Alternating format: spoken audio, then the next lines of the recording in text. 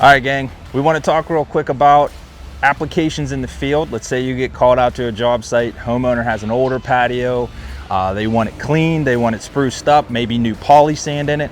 So a couple different ways to attack it.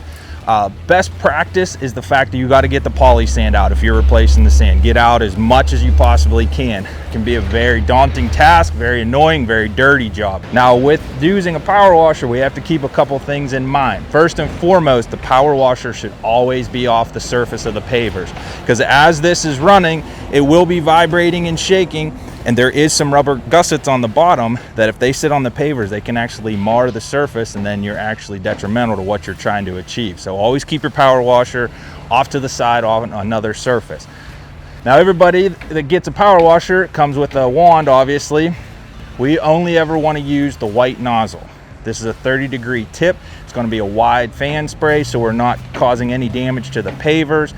And when we are power washing, you want to try to stay above the pavers, probably about a foot or so, long strokes back and forth. It's very hard to be consistent with a wand, so it's not necessarily our best call to action if we wanted to clean the entire surface uniformly. So one way to attack it would be come in, hose down the entire surface. What that's going to do is that's going to help soften up some of the poly sand, and rather than go and just whole hog on it with your power washer wand, which will be extremely dirty and messy, you're going to blow it on the wall, you're going to blow it on the house, get it all over yourself. You could use something like this. This is a rotary head. This is a power washer attachment that as the power washer is running, the head spins, has two different nozzles that's protruding water out. The brushes on the side actually help clean while you're doing it, but the nice part with that is any of the sand that's caught in the joints is going to come to the surface, but it's going to be trapped underneath this head, so you're not blowing it all out into the environment. Now something I like to, a little tip, notice here, toothpicks. That's not only to make you look good on the job site. I like to carry toothpicks with me because those jets do get clogged sporadically with sand and debris. Pop out a toothpick, unclog the nozzle, and keep cleaning. Another thing you can do, get yourself a pump sprayer.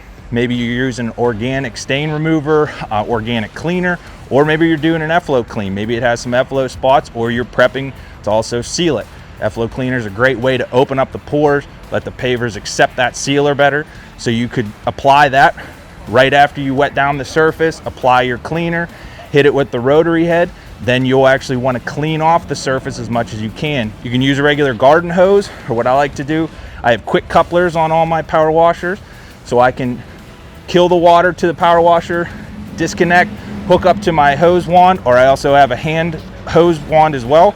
You can just do a quick cleanup pass, blow off any residual dirt, debris on top of the surface, let it dry, resand, seal, and move on.